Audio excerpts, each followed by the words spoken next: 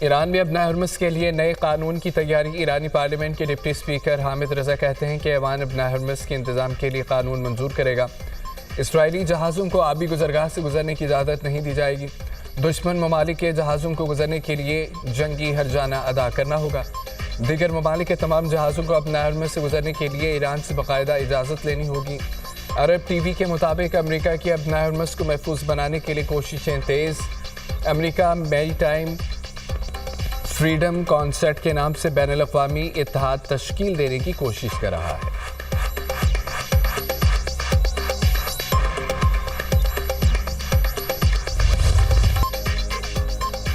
قزاقوں کی طرح کارروائی کمائی ہی کمائی۔ امریکی صدر ڈونلڈ ٹرمپ کے بیان پر سوشل میڈیا پر میمز کا طوفان۔ ڈونلڈ ٹرمپ کا کہنا تھا کہ ایران کی ناکہ بندی کے دوران امریکی بحریہ قزاقوں کی طرح کام کر رہی ہے۔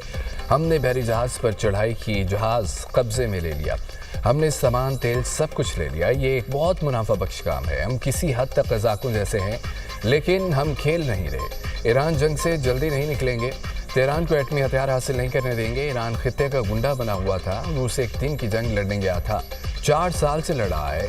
ہم 8 جنگیں ختم کر چکے ہیں۔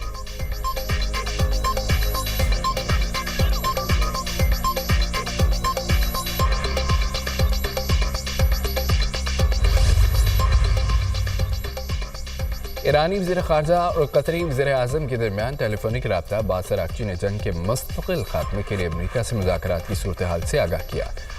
قطری وزیر اعظم کی جنگ کے مکمل خاتمے کے لیے ثالثی کی کوششوں کی مکمل حمایت۔ کہا ابنائے ہرمز میں جہاز رانی کی آزادی ضروری ہے، اسے جلد بحال کیا جانا چاہیے۔ ایرانی وزیر خارجہ کا روسی ہم منصب سے ٹیلی فونک رابطہ۔ دونوں رہنماؤں نے خطے میں قیام امن کے لیے جاری کوششوں پر تبادلہ خیال کیا۔ ایران اور روس کا طویل مدتی قیام امن کے لیے کوششیں جاری رکھنے کا عزم۔ روسی وزیر خارجہ نے کہا کہ روس ایران کے خلاف فوجی جارحیت کی مخالفت کرتا ہے۔ روس امن کے قیام کے لیے ہر ممکن تعاون کے لیے تیار ہے۔ عباس اراغچی کا فرانسیسی ہم منصب کو ٹیلی فون۔ ثالثی کی کوششوں اور ابنائے ہرمز سے متعلق معاملات پر تبادلہ خیال۔ ایرانی وزیر خارجہ کی اٹلی کے وزیر خارجہ انٹونیو تاجانی سے ٹیلی فونک گفتگو۔ دونوں رہنماؤں کا ایران میں جاری تنازع اور خطے کی صورتحال کا جائزہ۔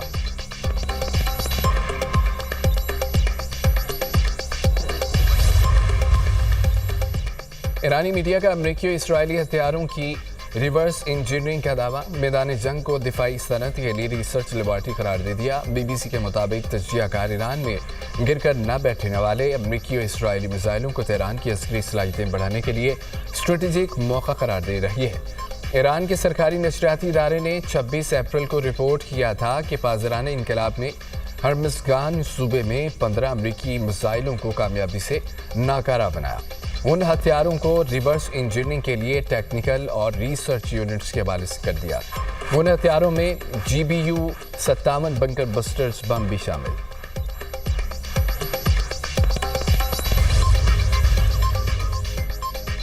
پاکستان کے ثالثی کردار نے لاکھوں انسانی جانیں بچائیں۔ وزیر اعظم شہباز شریف کی ملاقات کے لیے آنے والے سینئر رہنما خواجہ احمد حسان سے گفتگو۔ شہباز شریف نے کہا ہے پاکستان کا مقام دنیا بھر میں بلند ہوا۔ خواجہ احمد حسان نے کہا ہے کہ امت مسلمہ کو وزیر اعظم، نائب وزیر اعظم، فیلڈ مارشل پر فخر ہے۔ اقوام عالم نے پاکستان کی شاندار ثالثی کردار کو سراہا۔ دنیا پاکستان کو خراج تحسین پیش کر رہی ہے۔ وزیر اعظم شہباز شریف اور وزیر داخلہ محسن نقوی کی ملاقات۔ وزیر داخلہ نے سیکیورٹی صورتحال، امن و امان کے اقدامات سے آگاہ کیا۔ وزیر اعظم کو PSL کے فائنل میچ کے انعقاد کے حوالے سے بھی بریفنگ دی۔ وزیر اعظم کی کھلاڑیوں، شائقین اور دیگر شہریوں کے لیے بہترین انتظامات کرنے کی ہدایت۔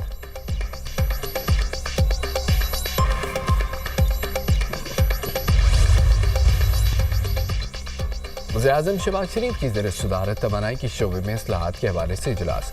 گھریلو صارفین اور صنعت کے لیے بجلی کی کھپت کے حوالے سے سفارشات پیش۔ وزیر اعظم کی بجلی کی ترسیل کے نظام میں بہتری لا کر لائن لاسز میں نمایاں کمی لانے کی ہدایت۔ توانائی کے شعبے میں جدید ٹیکنالوجی کے استعمال کو فروغ دینے پر زور۔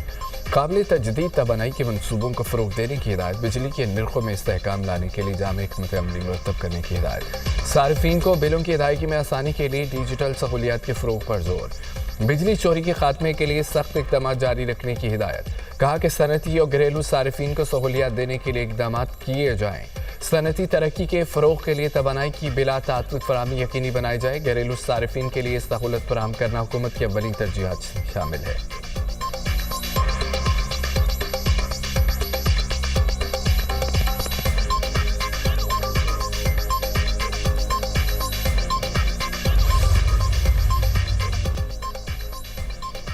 पाक अफगान सरहद से मुतालिक बरतानवी एलची की पोस्ट हकीकत की अक्कासी नहीं करती। एक तरफा रिमार्क्स ज़मीनी हक़ाइक़ के मुनाफी हैं।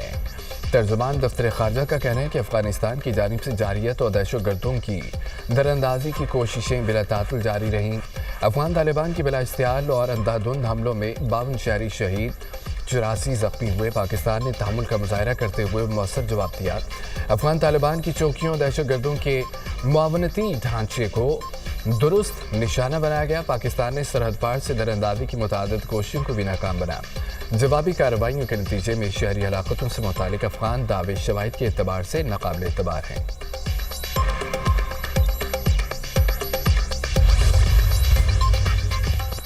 12 साल से जायद उम्र के बच्चों को हज की इजाज़त मिल गई। सऊदी हुकूमत ने 15 साल से कम उम्र आज़मीन पर हज पाबंदी के अहकाम वापस ले लिए। सऊदी वज़ारत हज और उम्रा की जानिब से फैसले पर नजरसानी करते हुए नई हिदायत जारी। सऊदी हुकाम ने कहा है कि जिनके वीज़े मनसूख हुए उनको भी दोबारा प्रोसेस किया जाएगा।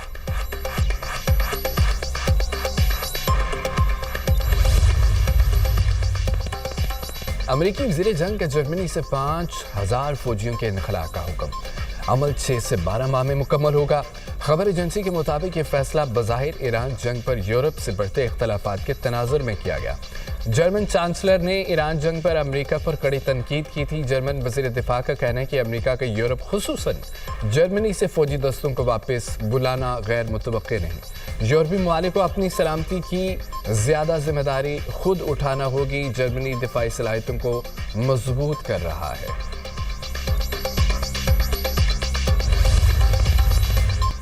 चीन ने अमेरिका की तरफ से 5 चीनी ऑयल रिफाइनरीज पर आयद पाबंदियां मुस्तरद कर दी हैं। चीनी वज़ारत तिजारत का कहना है कि अमेरिकी पाबंदियां आलमी कवानीन और ताल्लुकात की खिलाफ वर्जी हैं। चीनी कंपनियों और इदारों को पाबंदियों पर अमल दरामद नहीं करना चाहिए। अमेरिका ने ईरानी तेल खरीदने के इल्ज़ाम में चीनी रिफाइनरीज पर पाबंदियां लगाई थीं।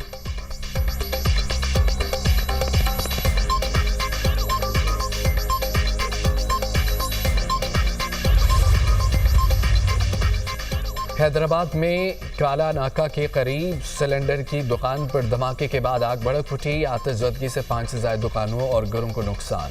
रेस्क्यू एहलकारों ने मौके पर पहुंचकर आग पर काबू पा लिया। कूलिंग का अमल जारी।